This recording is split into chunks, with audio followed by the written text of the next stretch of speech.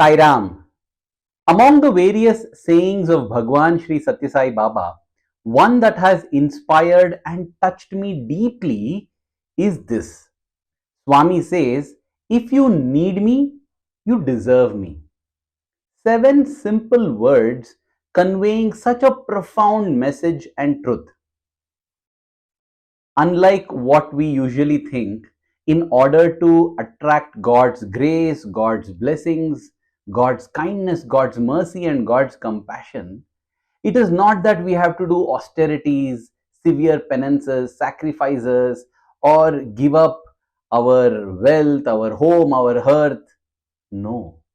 In order to deserve God and everything that He brings along, His grace, His compassion, His love, kindness, we just need to need Him. If we feel in the bottom of our heart that we need God and call out, knock the door, it shall be opened. Dial the number, you will get an answer.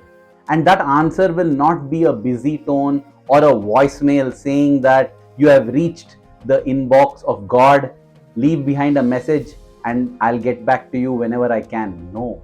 It will always be, hello, I can hear you. Can you hear me?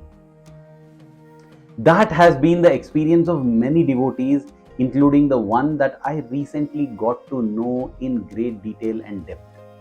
This is the story of Mr. Alvin Drucker or Al Drucker. It has been recorded in the book called The Golden Age, where he himself has authored a beautiful lengthy article on this story. That apart, there are also multiple parts of his interview to Soul Journeys on YouTube. They are linked above here. You can have a look at them.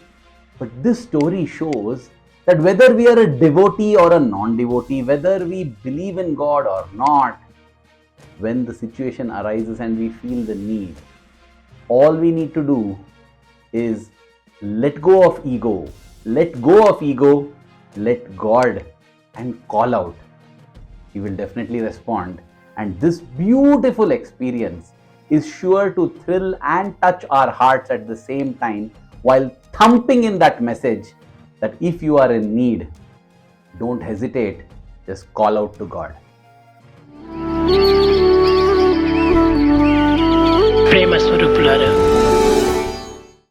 Al Drucker was an aerospace engineer by profession, and he played a key role in the missile development program of the United States of America. Later on in his life, he was also a consultant for NASA, and he was an advisor to the US Air Force. He had a very difficult childhood as a Jew in Nazi Germany, which he escaped by luck. Again, later in his life, he realized that this was not luck, but the blessings and grace of his beloved Bhagawan Sri Sathya Sai Baba. But this now is the story of how he discovered Bhagawan Sri Sathya Sai Baba as his personal God, as his loving guru and guide. This happened in the late 1960s. At that time, Al Drucker was teaching at the SLN Institute at Big Sur along the coast of California in the United States of America. He was also a certified pilot. So, during his break, after teaching the course for a few months, there was a break of a couple of months.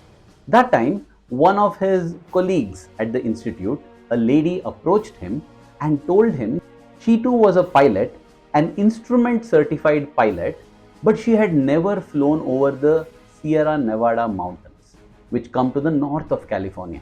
These mountains are extremely beautiful and breathtaking, and she wished to fly over them once. She asked Al Drucker whether he would accompany her as the co-pilot so that they can fly together. Now, Al Drucker was not instrument certified.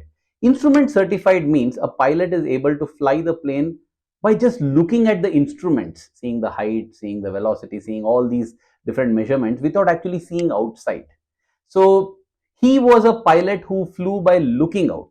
So he said, yes, definitely, let's take off. And thus, one fine morning in the month of December, Al Drucker and his colleague took off in a small aircraft from the Monterey Bay Airport, flying towards the Sierra Nevada mountains. Since he thought that this would just be a flight for a couple of hours, he didn't file a flight plan. A flight plan is actually an official record where all the radio operators and the air tower controllers, they will know that you're flying, and it's a recorded flight. Back in those days, laws weren't so strict and they allowed this. He also decided not to check on the weather because it looked like a pretty good day. Though there were a few clouds in the horizon, he felt that in case the weather got bad, they would anyway return back. They are not very far away, and thus they took off. Al Drucker had told his colleague that he would do the flight for the first half of the journey, and she could fly the plane over the mountains as she desired. Now, these mountains are quite tall, up to almost 10,000 feet in height sometimes, and that was still manageable without oxygen. When you fly beyond 10,000 feet, you need to turn on oxygen within the cabin because the pressure starts reducing, but that's fine. In fact, if you are physically very fit, even up to 15,000, 18, 19,000 feet also, you can fly without actually turning. And thus they flew for 20 minutes. Beautiful scenes opened up. These mountains are so breathtaking with their flowing waters, the greenery. It was so amazing, and they were enjoying this flight. But then things changed quite rapidly. If at all Al Drucker had decided to file a flight plan and look into the weather conditions of that day, he would have realized that an Arctic storm was headed their way. An Arctic storm of that magnitude occurs once in about 9 or 10 years, once a decade in California, and it is pretty severe and bad. It brings along with it snow, rain, hail, sleet, everything. And they were flying right into it. Within moments, the skies around them darkened. There were thick clouds, and it began to thunder, and lightning strikes were happening. And the plane was being rocked so violently. Al Drucker tried his best to control the plane, but it's such a small plane, and there was so much of updraft and downdraft that the plane was just being thrown up and down with such fury. Now, as I said, these mountains are tall and you don't want to crash on them, right? That's why Al Drucker decided to take the plane a little higher, just be safe, so that a downdraft doesn't get them crashing onto the mountains. So he had to fly higher and higher, 15,000, 16,000 feet. And then suddenly he realized that he needs to put on the oxygen, turn it on. But he had not inquired as to where the cabin pressurizing oxygen switch is. He turned to ask his co-pilot, his co-passenger, however you may call her, to help in this. And he noticed that she was slumped in her seat. He didn't know whether she was unconscious, whether she was comatose, or whether she was even dead, because both of them had put on their seat belts, and he tried shaking her. She just moved limply, but no, there was no response at all. He thought, and he hoped actually, that she had just got knocked off because of lack of oxygen. But he himself was now struggling a little bit because the oxygen levels had fallen. And then began the problems one by one. First of all, the visibility was almost zero. He just could not make out where he is flying. He needed to fly only using the instruments. When the instrument certified pilot was gone, she was no longer available, and he had to do that. On top of that, ice began to form on the wings of the plane. If sufficient ice forms, the plane can come crashing down. Luckily, Al managed to locate the switch which turns on the warmer so that ice doesn't deposit on the wings of the plane. He continued to fly. But then beep after beep started. First it was altimeter telling him that he's flying so high that he needs to turn on the oxygen. Then there was the fuel gauge that showed him that he had sufficient fuel to fly for just about half an hour to 40 minutes. After that, man, he had to come crashing down. Then it began to shower hailstones, big chunks of ice hitting against the plane. One piece of ice hit so hard that the window in the back crashed open, and cold, chill wind began to blow into the plane. It was Terrible sound, it was terrible cold, and all this while there's nothing he can do. He's not able to see, he's just trying to keep the plane afloat. He had no idea what to do. He began to shout out. There's a microphone through which you can call and broadcast emergency messages. But nobody is there looking out for his plane because he hasn't filed the flight plan. Anyway, he took the microphone and began to shout, Mayday, Mayday, Mayday. Mayday is a signal that pilots send out to say that they are in terrible danger and they need emergency assistance. But there was no response. That was when Al Drucker began to think of God. For 25 years in his life so far, he had not thought of God, he had not bothered about God, he had not prayed, he had not spoken, nothing he had done. But now, when his co-pilot or co-passenger was possibly dead, and he was also possibly on the verge of death, possibly this was his last few minutes on planet Earth. And he was not even on planet Earth because he was high up in the skies above the Sierra Nevada mountains where he had no clue. He began to pray, Oh God, I don't know if you're there, but if you're there, please, I need you. I need you, God, please help me. When dark clouds fill your skies, hiding sunshine from your eyes, say his name, see his form, hold on. That is the popular song that we sing in Swami's presence.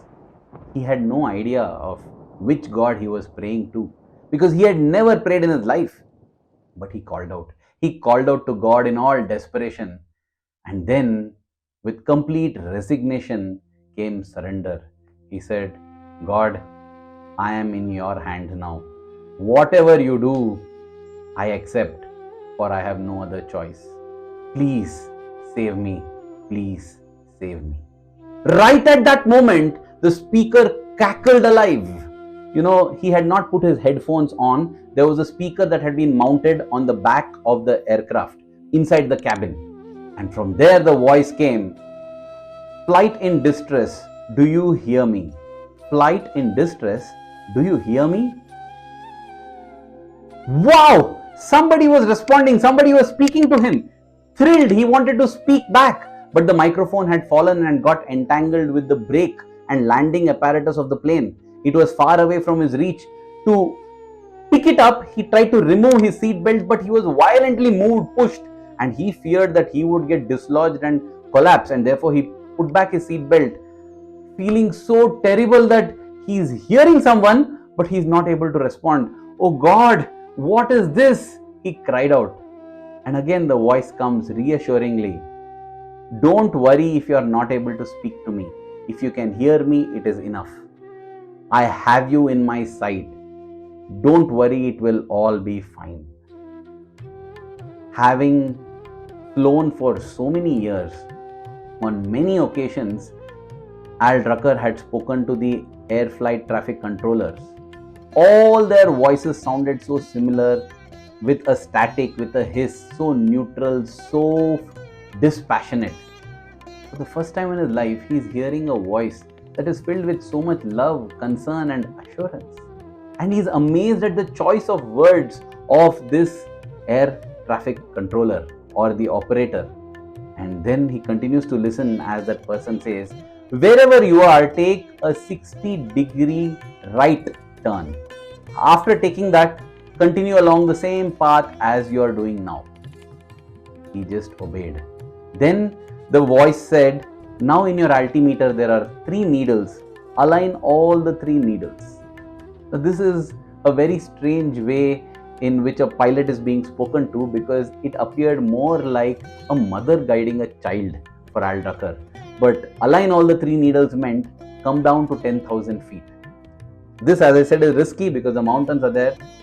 But the voice, the love in the voice, the conviction in the voice, the confidence in the voice was such that Al decided that I will do whatever this voice says. And then that's what he did. The voice further guided him on the speed. Again, in very layman terms, it said, fly at a speed that is right in between the yellow and red marks on your speedometer. That was about 120 knots, which is about 220 kilometers per hour. So he brought the plane to that speed, and now he was flying again completely blind. And now the voice says, "You are now going to fly into the worst cell of the storm. But don't worry, I am there. It will all be fine. Just continue to fly." And for the next 7 to 8 minutes, the voice lovingly and gently kept guiding Al, who began to gain in his confidence, in his strength, and in his hope. He felt somehow that he is not going to die in this manner, that he will be saved. After those 8 or 9 minutes, the voice now says, in about 12 minutes, now in about 12 minutes, when the voice says, he is not having sufficient fuel to fly that much time. What is that voice saying? But as I said, the conviction, the love, the comfort in that voice was such that Al had decided to listen to that voice and do whatever that operator was saying.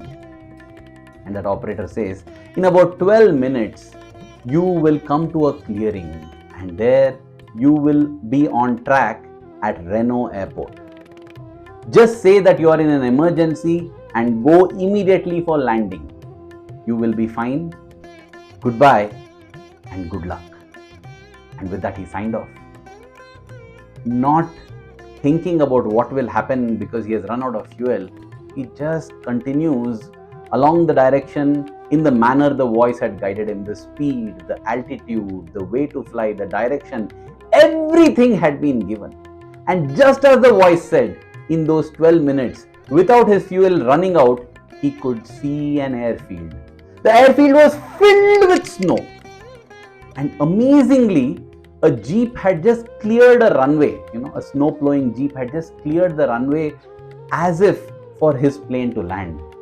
Announcing himself to the operator, who was surprised and asked, "Where on earth did you come from? You are not there in my radar." He says, No, I'll explain. Let me make my emergency landing." He makes his emergency landing. It is a rough landing, no doubt, but it is better than taking off to the realms of death, right? He makes the rough landing. The plane comes to a halt. The wind is so terrible. The storm again begins. It starts snowing heavily. The plane is being pushed. He just manages to turn the plane in a direction so that it aligns with the wind, so that it doesn't oppose the wind and get pushed away. Exactly at that moment, the engines give away because the fuel is done, and the plane had to be towed by that jeep which was there. And both Al and his co-pilot, who had by now woken up, she just woke up and asked, "Hey, where are we? What's happening?" She had missed the entire flight of her lifetime. And she woke up and they were both safe and sound. They got out and then heard the most amazing story from that air traffic controller. He says, the whole day the storm has been ravaging. It's been so terrible, and none of the flights have been taking off or landing. But then the storm cleared up just for a few moments, and in those 12 to 15 minutes, when we had just cleared the runway, you land, and once your plane lands, again the storm has come back. You are really lucky. God decided to save you. And in his heart, Al Drucker knew that God had indeed saved him. The plane needed repairs, and there was no way they could take off even if their plane was working. And therefore, they stayed in that town at Reno for a couple of days, after which the storm had still not cleared. Because they wanted to return to a better place, they decided to fly to Tecate along the Mexican border, because this colleague of his, she told that there is a yoga academy there where I have contacts, and we can comfortably stay there till the storm passes over. That is how they took off from Reno and went to Tecate at the Mexican border to this yoga academy that this lady referred to. They went to the compound and they entered, knocked on the door. Nobody was opening. The door was ajar. So they walked in and they found that behind a translucent glass, some kind of activity was going on. Some music was being heard. They walked in there and there was a song that was being sung by a group of people with a flame being waved to a picture, a dirty picture, as Al Drucker says in his interview. Why does he call it a dirty picture? Because the whole picture is covered with dirt, except for the eyes of whoever that person is. And after this strange ceremony of waving the fire to this photograph or whatever this framed thing is, the person there goes with a piece of paper and scrapes this dirt and gives it to everybody, who eats it and applies it on their forehead. Vibhuti. Yes, it was actually a photograph of Bhagawan Sri Sathya Sai Baba that had been completely covered with Vibhuti. And this yoga academy happened to be that of Mrs. Indra Devi. Indra Devi, who had been showered with so much of grace, blessings, and love by Bhagwan. She had taught this yoga even to the students at Brindavan, Whitefield, in the 60s and 70s. And here she was at her academy, and Al Drucker had landed there. First time he is seeing Sathya Sai Baba in a photo. Before even seeing his full face and frame, he saw only his eyes on the dirty photo. He too took that vibhuti, applied it on his forehead, and explained what had happened. All of them were convinced beyond doubt that it was Sathya Sai Baba, it was Swami who had saved him. And that was the first time he heard that name, began to investigate. Needless to say, he landed up at Puttaparthi and Vrindavan very soon. He had many experiences with Swami. As I said, there are multiple videos of Al Drucker which you must watch. Beautifully interviewed by brother Ted Henry. So superb they are. And this was the most inspiring part for me, how he got to know Swami without having known God, without having prayed to God, just because he needed God and he called out to God. Again, needless to say, in his later years, Swami gave him conclusive proof that it was indeed him who guided Al Drucker to safety in that fateful storm in December. Dear brothers and sisters, we never think of God or call out to Him because we are so proud and egoistic of our powers, our influence, our status, our wealth, our energies, all these things. And that's why we think, why do we need God? God is only for those who are weak. But then we become weak. A situation or situations arise in life that demolishes everything that we thought were the source of our strength, and we find ourselves all alone in difficulty. But even then, the damned ego is such that we hesitate to call out to God. We think, how can I seek the help of a God whom I have never worshipped and whom I don't know if he exists or not? But at that point in time, dear brothers and sisters, if we are able to overcome that ego and surrender and say, God, Swami, whoever it is that is there, I might not have been a good person, but I need you. God, I need you. I need you. If we call out, He will respond. He will respond and He will say, person in distress, can you hear me? Even if you are not able to respond, don't worry. I will speak. Listen to my words. I can see you. The storm ahead is the darkest. But don't worry, I am there. Why fear when I am here? I will guide you through life's storms and land you safely.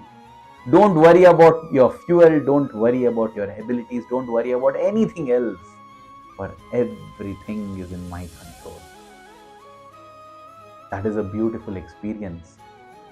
Just like Al Drucker had the most unforgettable experience of his life during the most difficult time of his life, we too will get the most beautiful experiences of our life during the most troublesome and difficult times of our life, if we manage to recognize the need for God and call out to God.